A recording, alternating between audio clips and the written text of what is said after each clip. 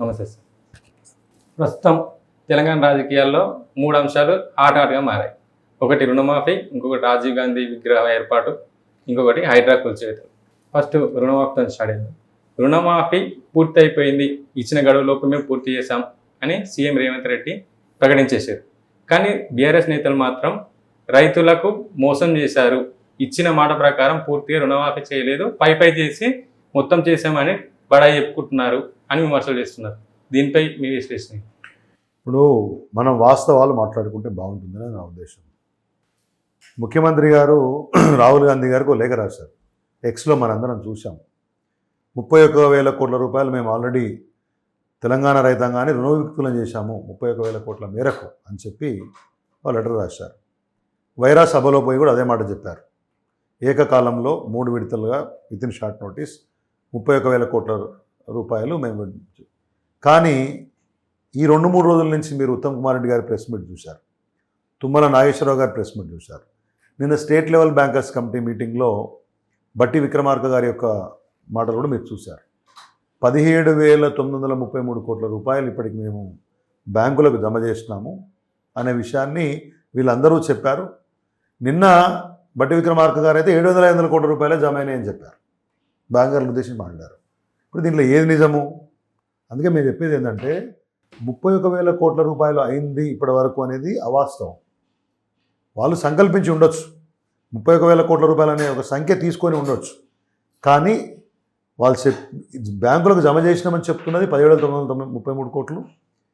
అసలు రైతులకు మాఫ్ అయింది 7,500 క్రోర్సే, మిగతాది ఇంకా పైప్ లైన్లో ఉందని బట్టి విక్రమార్క గారు చెప్పారు.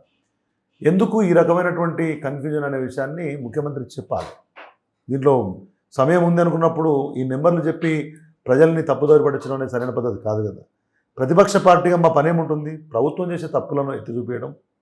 అదే సమయంలో ఏ హామీలు అయితే మీరు ఇచ్చి గవర్నమెంట్లోకి వచ్చిండ్రో, అధికారంలోకి వచ్చిండ్రో ఆ హామీలను మీకు గుర్తు చేయటం, వాటిని ఇంప్లిమెంట్ చేయించడం. ఇవాళ రైతులకు రుణమాఫీ విషయంలో రైతులను ఏకకాలంలో 2 లక్షలు రుణమాఫీ చేస్తామని చెప్పారు. అప్పుడేం కండిషన్స్ లేకుండే. ఇప్పుడు రకరకాల కండిషన్స్ పెట్టారు. చూస్తే ఇవాళ 31,000 కోట్లు కాలేదు. బడ్జెట్లో కూడా 25,000 కోట్లు పెట్టిండ్రు. మిగతా 6,000 కోట్లు ఎక్కడి అంటే మేము ఎన్సీడీసీ రుణం తీసుకున్నామని ఒక విప్ గారు నిన్న కూడా చెప్పాడు. ఎన్సీడీసీ రుణం ఇచ్చినటువంటి 5,000 కోట్లు 6,000 కోట్లు అవి రుణమాఫీకి వాడేదానికి అవకాశం లేదని చెప్పి ఎన్సీడీసీ వీళ్ళకి ఇచ్చినప్పుడే ఒక కండిషన్ పెట్టింది. అంటే నేను చెప్పే 3 అంశాలు ఏంటంటే, మొదటగా స్టేట్ లెవెల్ బ్యాంకర్స్ కమిటీ చెప్పినటువంటి నెంబర్ ఏంటంటే టోటల్ రుణం రైతులది 49,500 కోట్లు. వీళ్ళు చేస్తానని చెప్పింది 31,000 కోట్లు. మరి మిగతా 18,500 కోట్లు ఎక్కడికి పోయినాయి? ఎవరిని మినహాయించినారు? ఏదో క్రైటీరియా పెట్టుకున్నారు 2018 డిసెంబర్ నుంచి 2023 డిసెంబర్ 9 అని. ఆ క్రైటీరియా ప్రకారం అనుకుంటే కూడా మళ్ళీ ఇప్పుడు 17,900 కోట్లే చేశారు, మిగతాది చేయలేదు. ఇది కాక బడ్జెట్లో 25,000 కోట్లే పెట్టారు. నేను అడిగేది ఏంటంటే, మేము కేసీఆర్ గారి ప్రభుత్వం ఉన్నప్పుడు 1,00,000 వరకు రుణమాఫీ చేస్తేనే 36,64,000 మంది ఏదో మొత్తం బెనిఫిషరీస్ ఉండే దాంట్లో. 21 లక్షలు. ఇవాళ 24 లక్షలకు ఏదో లెక్క వచ్చినట్టుంది నాకు తెలిసి. మరి ఎట్లా తగ్గింది? 14 లక్షలు 15 లక్షలు తగ్గింది ఓవరాల్ లెక్క నాకు తెలిసి. మరి ఈ నెంబర్ ఎట్లా తగ్గింది? జనరల్గా మీరు 1,00,000 వరకు ఉన్న రుణాలే తీసుకుంటే వచ్చే సంఖ్య కంటే 2 లక్షల వరకు ఉన్న రుణాలు తీసుకుంటే సంఖ్య పెరగాలి కదా. ఈ సంఖ్య ఎట్లా తగ్గింది అనే విషయాన్ని మేము ప్రశ్నిస్తున్నాం. ఈ మొత్తం విషయానికి సంబంధించి ఏం చెప్పామంటే, బీఆర్ఎస్ పార్టీ వైపు నుంచి ఈ రకమైనటువంటి మిస్లీడింగ్, మోసపూరిత విధానము, రోజుకో మాట్లాడే మాట విధానం తప్పు. ఒక శ్వేతపత్రం విడుదల చేయండి. నేను మీ ద్వారా కూడా ఇప్పుడు చెప్పేది ఏంటంటే, రాష్ట్ర ప్రభుత్వానికి ఒక శ్వేతపత్రం, స్టేట్ లెవెల్ బ్యాంకర్స్ కమిటీ చెప్పిన 49,500 కోట్లు ఏ క్రైటీరియాను అనుసరించి, మీరు తీసుకున్న 31,000 కోట్లలో ఎంతమంది లబ్ధిదారులు ఉన్నారు, రుణగ్రహీతలు ఉన్నారు, అది ఏ క్రైటీరియాను అనుసరించి. ఇప్పుడు సాంకేతిక అంశాలు ఏదో 30 మొన్న ఐడెంటిఫై చేశారు, 31. దాని ద్వారా కాని వాళ్ళు ఎంతమంది? ఈ 17,000 కోట్లు 17,933 కోట్లు అయిన తర్వాత మిగతా 11,000-13,000 కోట్ల మధ్యలో నెంబర్ ఉంటుంది. దానికి ఎవరెవరు ఉన్నారో అది ఎప్పుడు అవుతుంది? ఈ సాంకేతిక కారణాలని కరెక్ట్ చేయడానికి మీరు ఏ యంత్రాంగాన్ని పెడుతున్నారు? ఈ అన్ని అంశాలని మేము అదేవిధంగా 1,00,000 వరకు తీసుకుంటే ఒక నెంబర్ వస్తే 2 లక్షలకు పెరగాల్సిన నెంబర్ ఎట్లా తగ్గింది? వీటన్నిటి మీద ఒక వైట్ పేపర్ ఇవ్వమని చెప్పేసి, ఎందుకంటే కాంగ్రెస్ ప్రభుత్వం వచ్చిన తర్వాత అనేక అంశాల మీద వైట్ పేపర్లు ఇచ్చినారు. దీనికి వైట్ పేపర్ ఇవ్వండి. నేనేమంటున్నా, ఇంకోటి ఆంక్షలు ఎందుకు? ఇవాళ చిన్న సన్నకారు రైతులు మన రాష్ట్రంలో 97.5% మంది ఉన్నారు ఓవరాల్గా. దాంట్లో ఎకరము అరెకరము ఎకరన్నర 2 ఎకరాలు ఉన్నటువంటి వాళ్ళకు మీ క్రైటీరియాలో లేకుండా అంటే మీరు అనుసరించినటువంటి విధానంలో కాకుండా కట్ ఆఫ్ డేట్కు ముందో ఏదో ఒకటి ఇబ్బందులు ఉండి 50,000 70,000 ఉంటే వాళ్ళు మాత్రం ఏం పాపం చేసినారు? వాళ్ళకు కూడా చేస్తే ఆ రైతులు బాగుపడతారు కదా. ఎట్లాగూ ఈ రైతు రుణమాఫీ పేరు చెప్పి ఈ పంటకు మీరు రైతు భరోసా ఇవ్వలే. దానివల్ల రైతులు మళ్ళీ వెళ్ళి వాళ్ళకి కావాల్సిన పెట్టుబడిని మళ్ళీ ప్రైవేటు వడ్డీ వ్యాపారుల దగ్గర డబ్బులు తెచ్చుకుంటున్నారు. కాబట్టి నేను ఏమంటున్నా అంటే మీరు నిజంగా రైతు ప్రేమికులు అయితే ఇక మొత్తం విషయంలో ఓ ట్రాన్స్పరెన్సీ పారదర్శకత తీసుకురండి. వీలైనంత మంది రైతుల యొక్క రుణమాఫీ తీసుకురండి. చిన్న సన్నకారు రైతులను విస్మరించకండి అనేది మా ఉద్దేశం. ఇంకోటి ఏంటంటే హరీష్ రావు గారు ఇచ్చిన సవాల్కు స్వీకరించి ఆగస్ట్ 15 లోపు చేస్తాము అని పార్లమెంట్ ఎన్నికల ప్రచారంలో రేవంత్ రెడ్డి గారు చెప్పారు. కాకపోతే తర్వాత అది ఆగస్టు లోపు చేస్తాము, ఆగస్ట్ 15 లోపు చేస్తాము, తర్వాత ఆగస్ట్ 15 తర్వాత కూడా అది కంటిన్యూ అవుతూనే ఉంది. కాకపోతే వైరా సభలో మాత్రం ఆగస్ట్ 15 నాడు ప్రకటించి ఈరోజు చేసినాం మేము, హరీష్ రావు రాజీనామా చేయాలి అని చెప్పేసి కొంచెం ఘాటుగానే స్పందించిండు.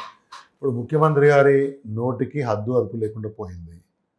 వారు ఇష్టారీతిన మాట్లాడుతూ ఉన్నారు. ముఖ్యమంత్రి పదవికి ఉండే గౌరవాన్ని వారు కాపాడితే మంచిదని నా ఉద్దేశం.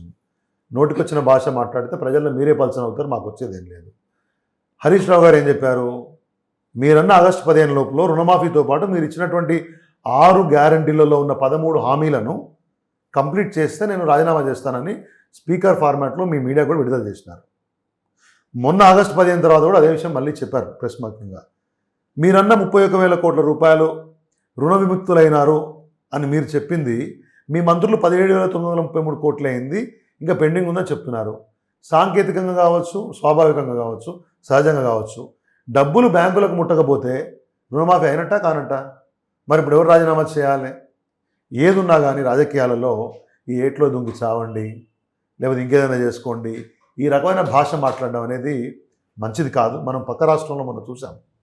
పక్క రాష్ట్రంలో నాకేం వాళ్ళ మీద వ్యక్తిగత దేశాలు లేవు, కానీ హద్దు మీరి అక్కడి మంత్రులు కానీ వాళ్ళను ఉద్దేశించి ఆ రోజు ప్రతిపక్షంలో తెలుగుదేశం నాయకులు కానీ ఇష్టారీతిన మాట్లాడుకొని రాజకీయ వ్యవస్థలో ఒక రకమైనటువంటి దేశాలు బాగా ప్రకోపించి చూసే వాళ్ళకే జుగుసగలించేంత భరించడానికి విధంగా తయారైంది. మన రాష్ట్రం అట్లా తయారు కావాలని మాకు ఎవరికి కూడా లేదు. మీరు ఒక నిర్మాణాత్మకంగా మాట్లాడండి, మేము నిర్మాణాత్మకంగా మాట్లాడతాం. ఇప్పుడు రేవంత్ రెడ్డి గారు చేసిన వ్యాఖ్యల ప్రభావమో లేకపోతే ఏదో కానీ హరీష్ రావు గారి క్యాంప్ ఆఫీస్ మీద దాడి జరిగింది, అంతే కదా. ఆ దాడి జరగడం వల్ల విద్వేషాలు పెరుగుతాయి కదా. నేనేమంటున్నానంటే వెంకయ్యనాయుడు గారు, మన ఉపరాష్ట్రపతి పనిచేసిన వెంకయ్యనాయుడు గారు ఒక మాట చెప్పేవాళ్ళు ఇప్పుడు. ఏమంటే మనందరం రాజకీయ ప్రత్యర్థులం, శత్రువులం కాదు.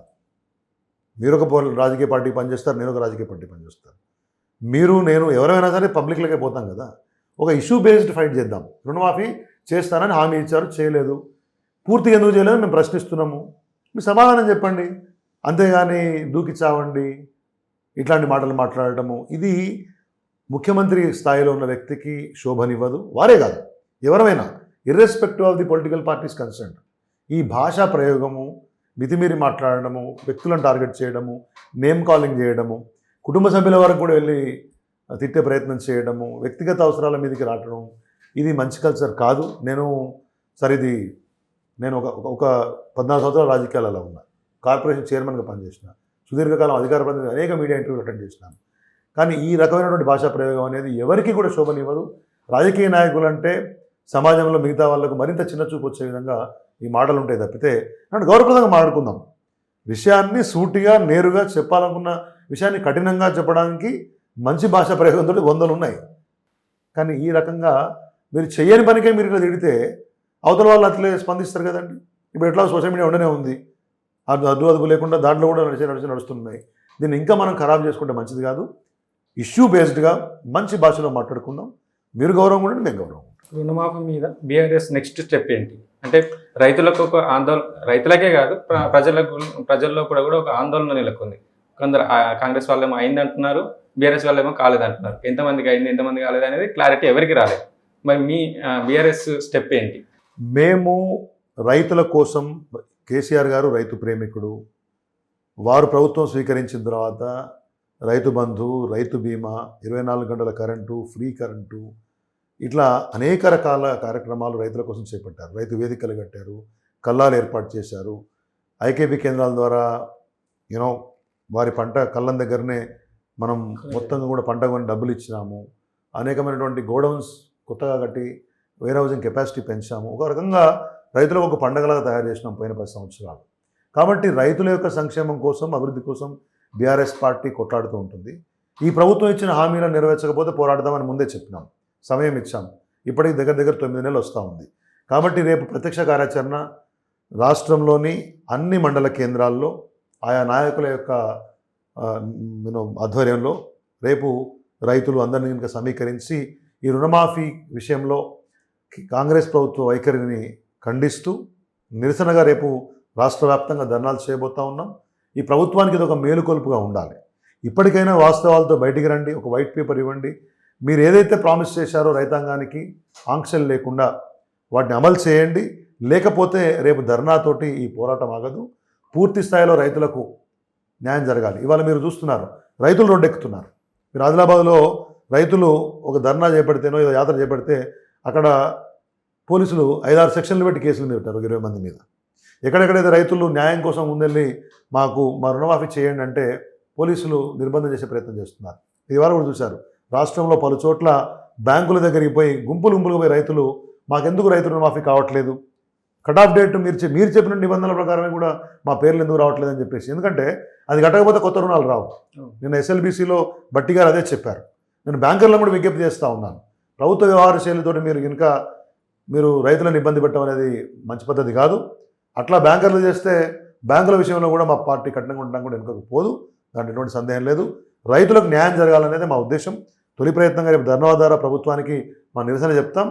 ప్రభుత్వం సరైన పద్ధతిలో వ్యవహరించకపోతే ఆ తర్వాత కార్యాచరణ మళ్ళీ మా అధ్యక్షులు చెప్తారు. రోడ్ డైరెక్ట్ కార్యాచరణకి వెళ్తామంటున్నారు. అవును, స్వయంగా రైతు అని చెప్పుకునే కేసీఆర్ మరి రైతుల విషయంలో డైరెక్ట్ రంగంలో దిగే అవకాశం ఉందా? అంటే ఇంతకుముందు బీఆర్ఎస్ ప్రభుత్వంలో రైతుల కోసం ఢిల్లీకి ఇప్పుడు మిత్రమా గుర్తుపెట్టుకోండి, 10 సంవత్సరాల్లో కేసీఆర్ ఏం చేశారో దేశం చూసింది, రాష్ట్రమే కాదు. ప్రతి రైతు అన్ని రకాలుగా ప్రభుత్వ సంక్షేమం అంటే ఎట్లా ఉంటుంది, ప్రభుత్వం రైతుని దగ్గరగా పట్టించుకుంటే, మనసుతోటి పట్టించుకుంటే ఎట్లా ఉంటుందనే విషయాన్ని రైతులు చూశారు. కాబట్టి వారి యొక్క కార్యాచరణ, వారి యొక్క డైరెక్షన్ లేకుండా మేమందరం పనిచేస్తున్నాం. పార్టీ అధ్యక్షుడిగా వారి యొక్క సూచనలు, వారి యొక్క డైరెక్షన్స్, వారి యొక్క ఆదేశాల మేరకే పార్టీ పనిచేస్తుంది. దాన్ని మా వర్కింగ్ ప్రెసిడెంట్ కేటీఆర్ గారి నేతృత్వంలో మేమందరం వాటిని అమలు చేస్తాం. టు ద గ్రౌండ్, చివరి రైతు వరకు కూడా ప్రభుత్వం యొక్క సంక్షేమ కార్యక్రమాలు రావాలి. దానికోసం మేము ప్రతిపక్షంగా కొట్టాలనే విషయాన్ని కేసీఆర్ గారి డైరెక్షన్లోనే చేస్తాం. నేను చేసినా, ఇంకోళ్ళని చేసినా, every person who is fighting on behalf of BRS party is the KCR. దాంట్లో ఏముందండి.